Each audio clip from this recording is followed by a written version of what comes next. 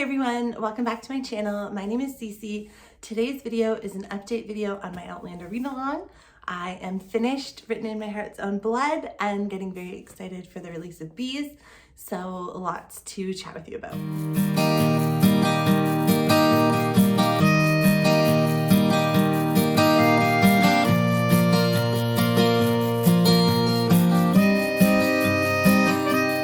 Hey everyone, welcome back. I am so excited. I can just tell this video is going to be a little bit all over the place because I'm just too excited. I can't rein it in. I've been working hard at it, can't do it. So bear with me. Stay patient if I kind of go off the rails a little bit because I'm really excited. It is Sunday, November 21st today. Early afternoon. I have just finished Written in My Heart's Own Blood. And when I say just finished, I mean I saved 40 pages last night. It was about midnight. I was on the couch reading. Everyone else in my house was fast asleep. And I was like, no, I'm going to bed now. I could stay up. I could finish this.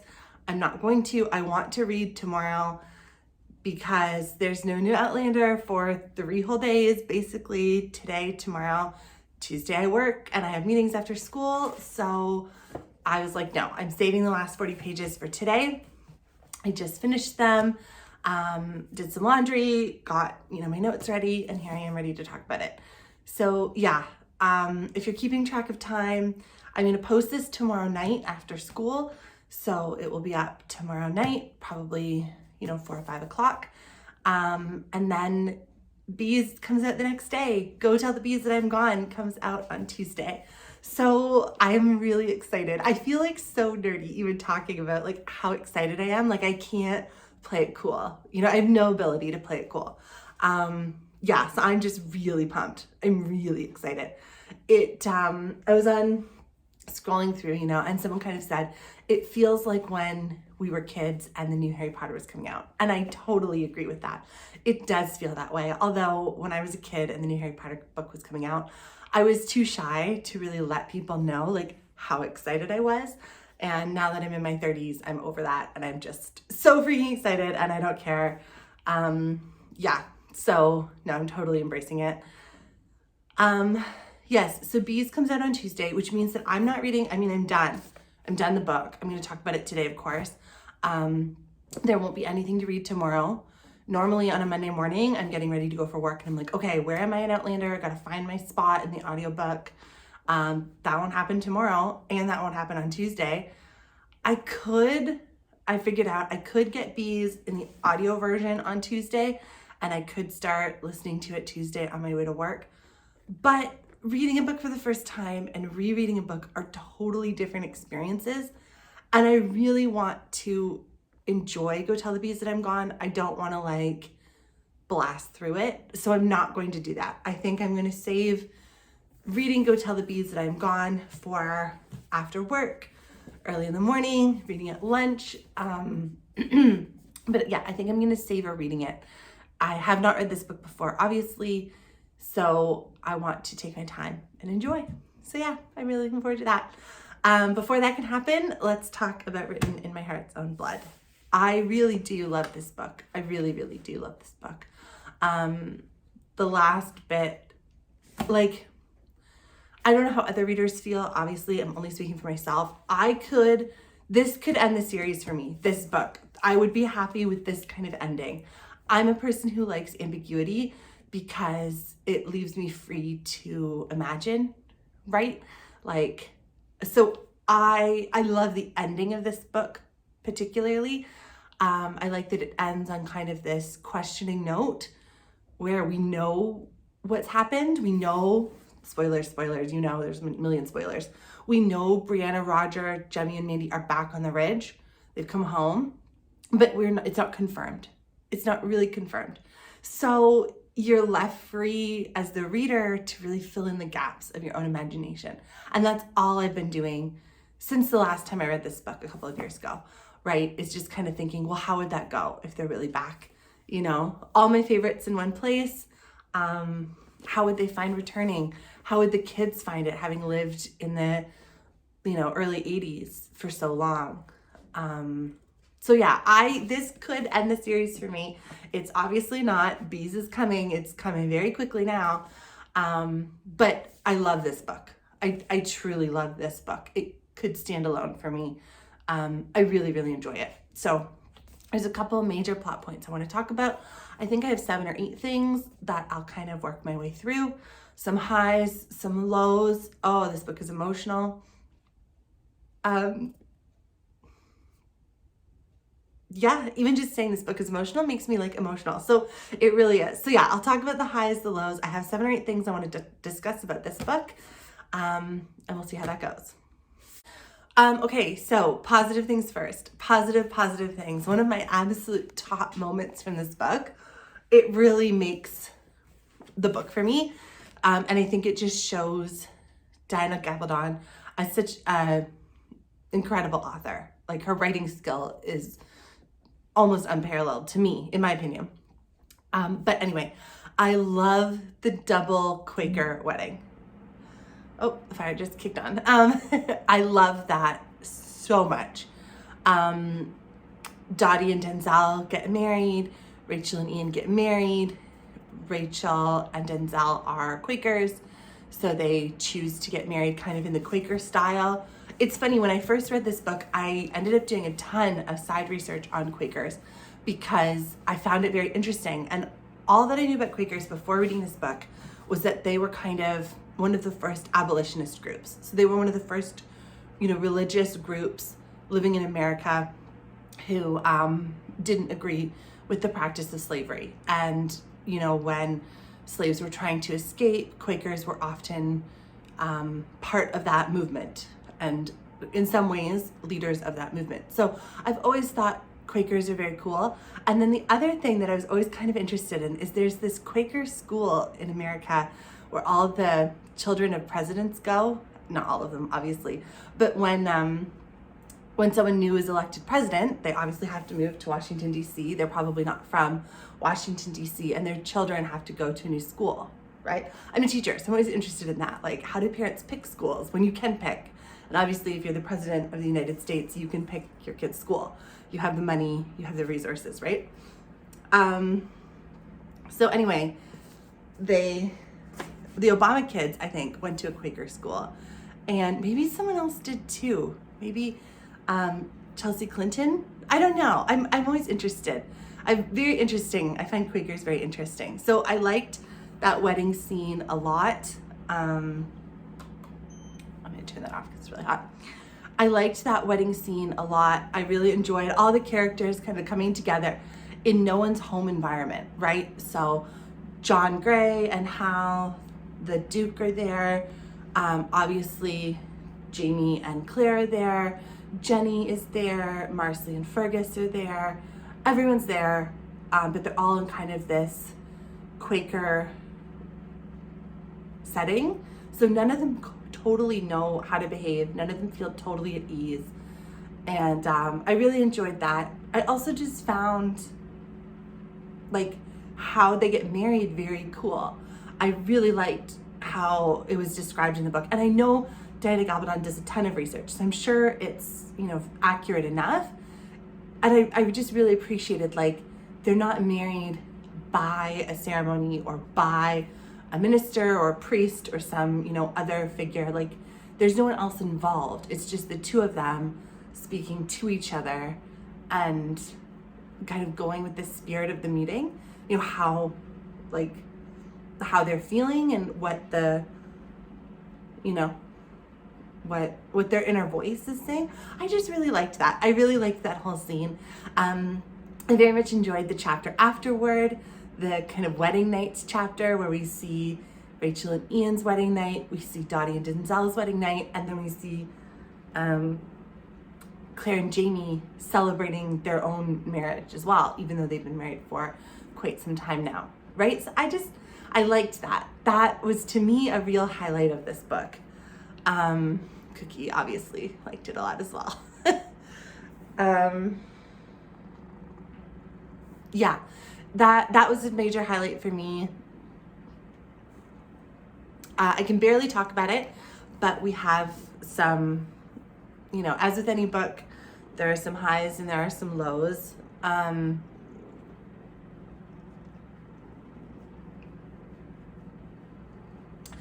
As with any book, there are some highs and there are some lows. So I like, as is natural, Rollo passes away.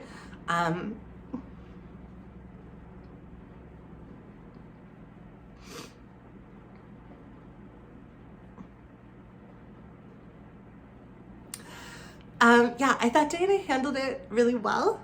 I'm definitely crying. I thought it was handled very well. Oh my gosh.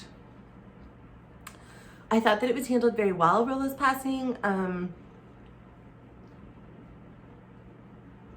a huge animal and pet person, so it was very difficult for me, but that's okay. It definitely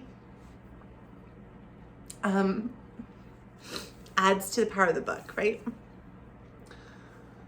Whew. Okay. The other, tragedy, of course, is Henry Christian. I don't know. It was heartbreaking. Again, I thought that it was written really beautifully, incredibly sad. It was interesting. I just read a headline. There's lots of, Diana Gabaldon is in the news a lot right now because of course Beast comes out. And she was quoted as saying she avoids books where, tragedies happen to children or horrible things happen to kids. She's a mother, and I think she's a grandmother now as well.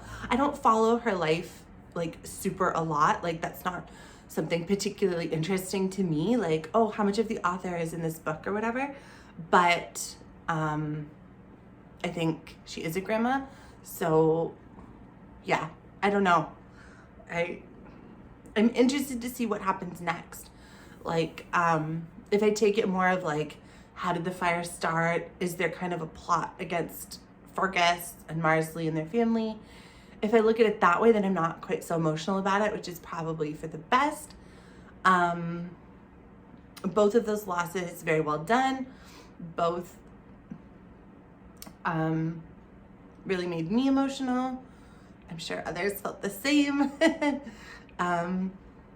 Yeah. So yeah, that's all I want to say about that. Nothing more, or I'll keep crying. So the next thing that I want to talk about is Claire and Jamie's relationship. So at this point in the book, they are reunited. They have gone off to war.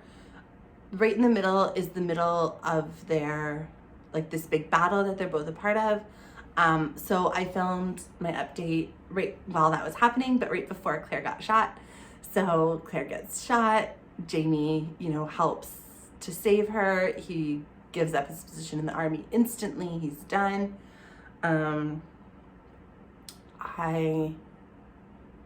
I'm just interested in how their relationship is evolving, right? Like, they're a married couple. They've been together now for many years. Well, they've been married for a long, long time. They've been living together now for, like 15 years, like a long time. I'm not good at keeping track of time in these books, but like a long time. And I'm just interested in how their relationship is evolving, right? Like, they both, as I was saying in kind of my video before, they both have their work, right? And then they both prioritize their work or their relationship with each other at different times. And it was nice to see Jamie immediately prioritize his wife. And yeah, I'm just not in this army anymore. Like, I'm done instantly. Like, no feeling guilty, no thinking about it for a minute. No, just done. I'm focusing on my wife and her health. So I liked that a lot. Going through the rest of the book, they have a couple of other moments where they are really they really do need to come together and rely on each other. Obviously, the loss of Henry Christian, that's a big moment for the whole family. And I think Claire and Jamie are really, in some ways, leading the family at that time. Fergus and Marsley decide to stay in the city with their daughters. Marsley's pregnant again. And they ask Claire, Jamie, and Ian and Jenny to take Jermaine back to the ridge with them and care for him. Yeah, so I mean, once again, Claire and Jamie absolutely are caretakers for others, and they also need to keep their own bond strong. The part at the end of the book, I'm still a little confused about. Claire goes to a market and she sees one of the men who, assaulted her a couple of books ago, who somehow survived, Jamie's revenge right after. And it really throws her for a loop. She has kind of some PTSD symptoms after that. And she kind of resolves not to tell Jamie. Like, she has some time to think about it because he's not at the market. And Jenny notices and asks her what's wrong. And she does tell Jenny.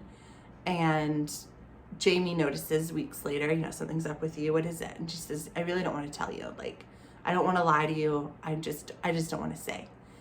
And, he respects that. But he goes right off to Jenny and asks her what's wrong with Claire, who of course tells him immediately. I really liked Claire's line in this book. She says something like, of course Jenny loves me, but her ultimate loyalty is to Jamie, and she would do whatever he asked immediately. And I just thought, oh yeah, that's so true. And that's obviously what happened. And Jamie just feels compelled to go off and kill this man. And Claire kind of really struggles with that, as anyone would, I guess. And he kind of points out to her, like, so time has passed and you think you've forgiven him. That still doesn't take away the harm that he caused. And Jamie's personality, he just can't live with the fact that this man would still be alive if he has a choice about it, and he does have a choice about it. I'm glad we don't see it in the book. I'm glad we don't see Jamie's perspective on this. We really just hear from Claire, and Jamie communicates to Claire what his perspective is. I was glad about that. I think I would have a harder time with this if we were up closer to it. But kind of like Claire, we're a little removed, so we can kind of breeze on past it. I did like how it gets them to connect about their relationship and talk. Like, when we were first married, we said we would never lie to each other. So she's not going to lie to him, right? There is something going on she doesn't want to say. Oh, okay, no more pets. So Claire doesn't want to lie to him, so she doesn't lie, but she also doesn't want to tell him. And he says, when we got married, I promised you that I would protect you and make sure you're safe and take care of things like this, and that's what I'm doing.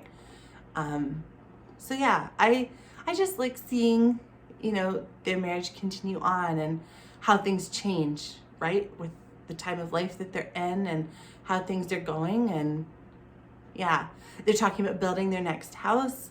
I like that. How do we want it to be? Like the old house, but something's different, something's the same. All that kind of stuff. Cute. Another kind of reoccurring thing that is in this book that I want to mention is all the ghosts. So Claire is definitely having some PTSD a couple of different times in this book.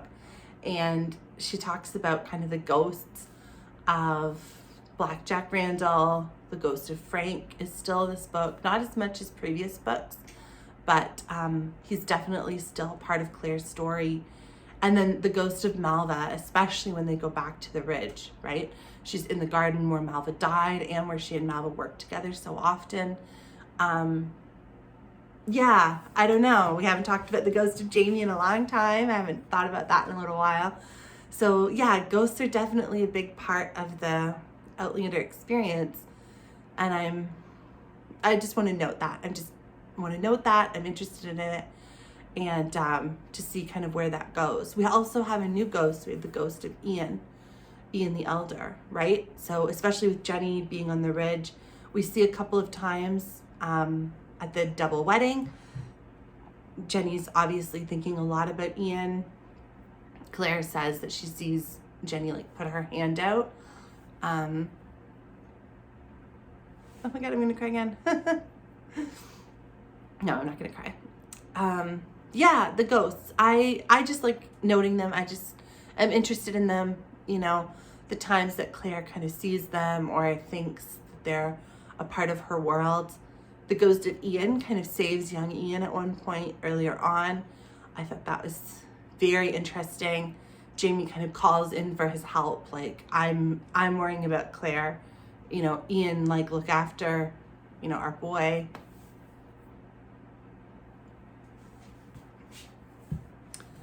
Yeah, so I just like all the ghost stuff a lot. There's also a little mystery afoot in this book that I really hope they solve for us or continue on with in the next book. It's the Dottie and Denzel and John and Hal storyline with this eldest son, Ben, his wife or widow, and his infant son. Yeah, so I don't know. I'm interested in it. I don't really get what's going on. So this Richardson character, this spy who's now working for the American side, but is he really working for the American side? All the spy stuff, like, I am interested, but I'm not interested enough to like reread those sections. Do you know what I mean? And I feel like to get all the information, you almost do need to reread it, but I have to be honest and say I just don't really want to. I don't know if that makes me a bad reader, but I'm interested in it. It's not that I'm like, oh no, another like part about this, like, oh, wish I could just read it so fast. Like, I'm not like that, but I'm not like, oh, well, what happened? Wait, like, let me read that again to make sure I get it. I'm not really like that. So yeah, I hope that they continue on with this storyline. I hope they figure it out. I hope it doesn't take up too much of the book, because I'm way more interested and invested in other characters and other stories. But I am curious to see what happens next.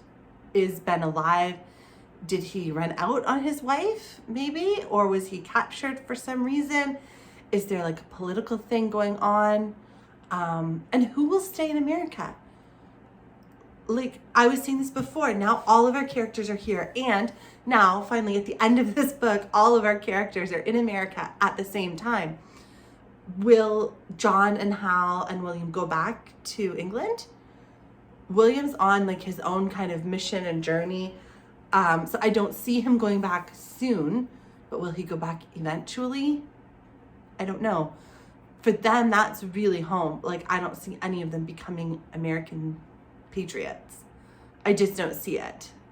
But maybe with William's kind of struggle with his identity, like, is he, you know, Lord Ransom? Is he William? Like, who, you know, who is he really? Maybe he will kind of emigrate to America on a more permanent basis.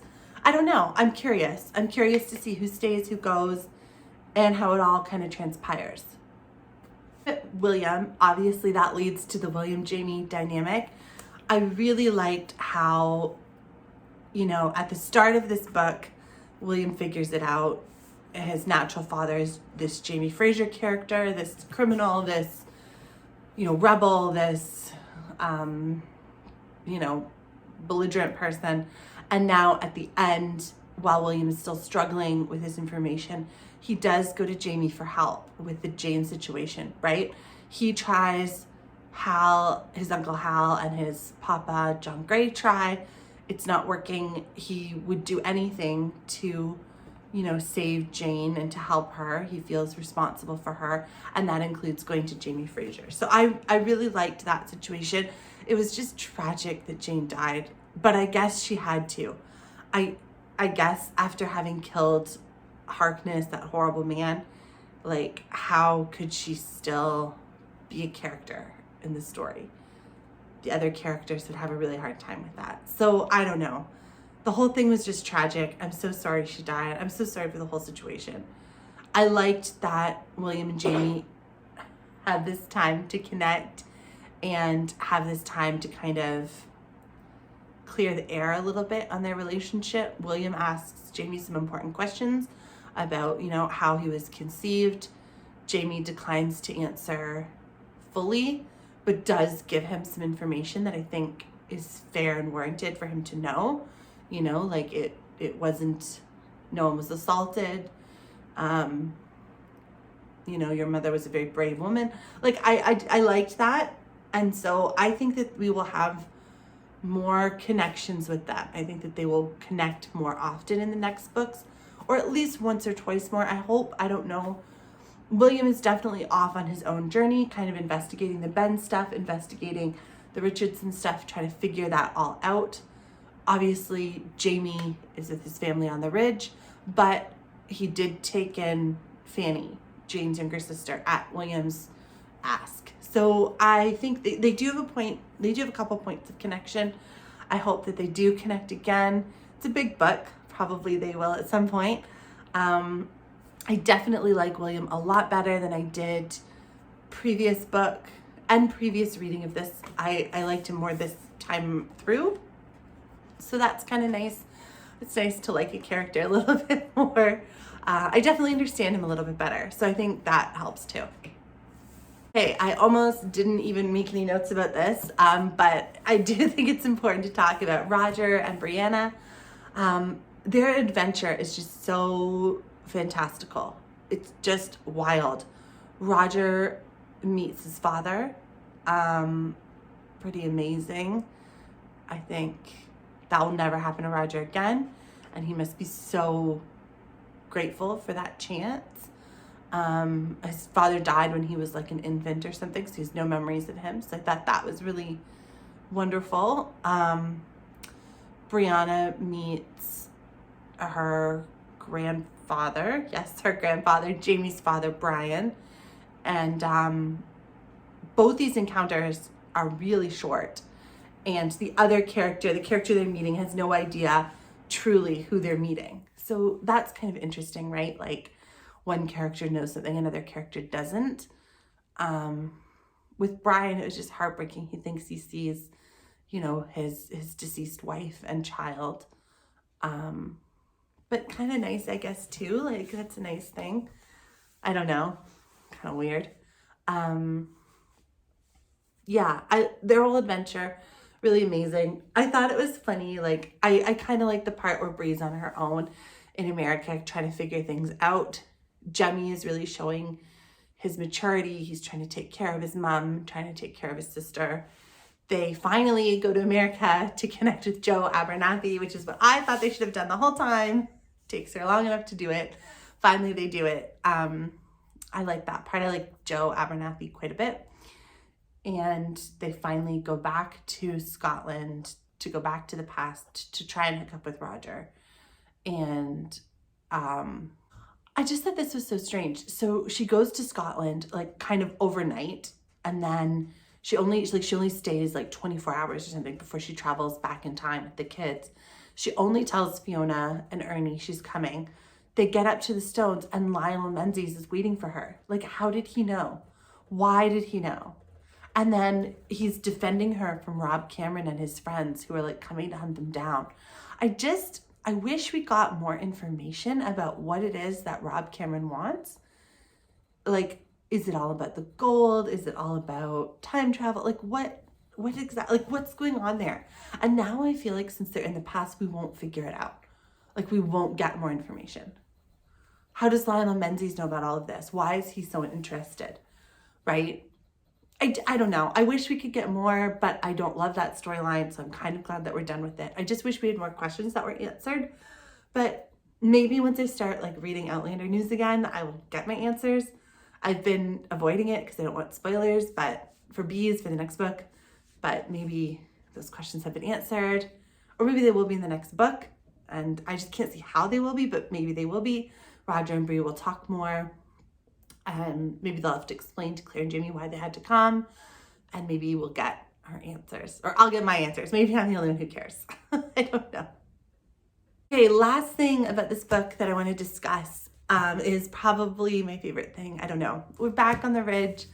I have missed Fraser's Ridge quite a bit. I love when they are at home, building their home, making their home, kind of doing those things. I love those storylines quite a bit. It's how I first felt about Lallybroch when we were there in books 1 and 2. I just enjoy it a lot. So yeah, so we're back on the ridge. Everyone's there. We see Joseph Wymus. We hear about Lizzie and the Beardsleys. Amy and Bobby Higgins are there with Aiden. Jermaine is there. Jenny and Ian and Rachel are there. and they're all kind of getting their feet under them and figuring their life out. So yeah, I'm really excited for all of that stuff on the Ridge. I really enjoyed that. That wraps up my thoughts on Written in My Heart's Own Blood.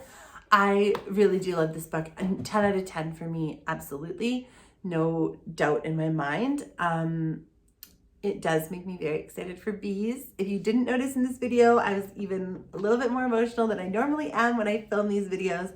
I think my excitement is getting the best of me, and it's making everything come to the surface a little bit more. So thank you for bearing with me. I will try to edit as best I can, and hopefully you won't see me cry too much throughout this video. I just want to leave off with a couple of questions that I have for bees. I have still not decided, because I'm an indecisive person, how I'm going to film updates and stuff like that. I think I might just do a lot on Instagram, or maybe I'll just do a really short video, like Wednesday night, like, okay, first impressions, I'm reading chapter 3 or 4, something like that. I mean, if I have the time, I will do that. I may or may not. This week is quite busy with meetings and all this other stuff. So yeah, I don't know. I think maybe I'll try to do shorter updates. I've been pushing myself. I'm a fast reader, but doing this read along, I have definitely pushed to finish, to read in a timely fashion, to read every day. I have not read a book other than Outlander since school started in September. I've only been reading Outlander books, aside from, professional reading that I do or whatever stuff at work. So it's not that it's been hard, like it's fun to read these books. It's wonderful to read these books. I have pushed though, and I don't want to do that with bees. So yeah, I think maybe next weekend I'll film, with no expectation of where I'll be. I might be on chapter 2. I might be on chapter 22. I don't know.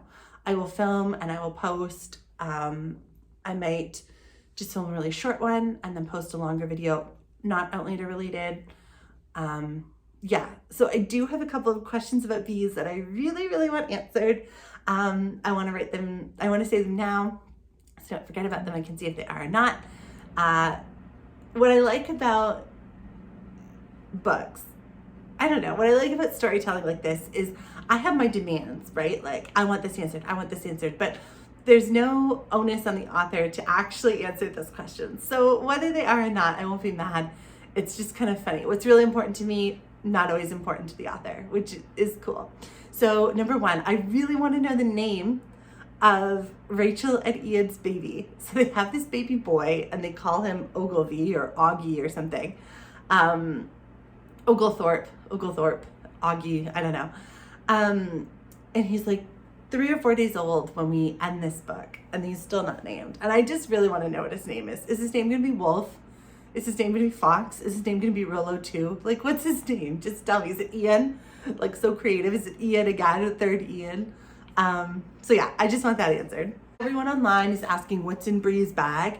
That's like a favorite thing to do. Like, what would you take with you to the past if you could only take what you could carry or whatever? Everyone always says like toilet paper, like, kind of regular things like that. I guess I'm interested in what she brought with her. Not particularly. I hope she brought like some medicine stuff for Claire, although she's not a nurse or a doctor, so I don't know how she would have gotten her hands on it. But yeah, I guess I'm mildly interested as to what's in Bree and Roger's bag. Sure, curious. I am extremely interested in the storylines of William and Fanny. I don't know why I'm so interested in Fanny. I just feel like she's gonna be important. I'm in love with her. I think she's such a cool kid. And she's not a kid. She's like about to hit puberty, or she is hitting puberty. Like, she's growing up. But I just think she's like another Fergus, where she's had this very interesting life so far. She's had some really tragic things happen to her, but now she's basically hit, the 18th century lottery and been adopted by the best family in the world, who are really going to care for her and help her. So where's that going to go? She's like another Fergus or a Lizzie, where she kind of becomes, I hope she kind of becomes like a favorite, daughter or child of the family. and everyone kind of takes a hand in raising her and helping her to grow up. And she has some amazing adventure, like having 2 husbands like Lizzie, or, you know, being a printer and a pickpocket and all these other things that Fergus is. Like, I just am interested. I'm interested in Fanny. I'm interested in William. I'm interested in everyone living together on the ridge. How long will that last? I don't know. It can't be a whole book where they're on the ridge the whole time. Obviously, that will never happen. So what does happen? I'm very anxious to know, but I don't want to be spoiled. I just want to read it. So yeah, that's it. Like I said at the start, this video was a little bit all over the place. Thank you so much for putting up with me and watching to the end. I really do appreciate it. If you're a huge Outlander fan like me, you will probably be very busy for the next few weeks reading away. Happy reading, enjoy it. We won't get this again for probably like another decade. There is another book, and I'm sure the excitement for that book will build and build and build, but it will be a long time before we have a new release like this. So yeah, I think we should all, you know, savor it and enjoy. Thank you so much for watching. Happy reading, and I'll see you in the next one.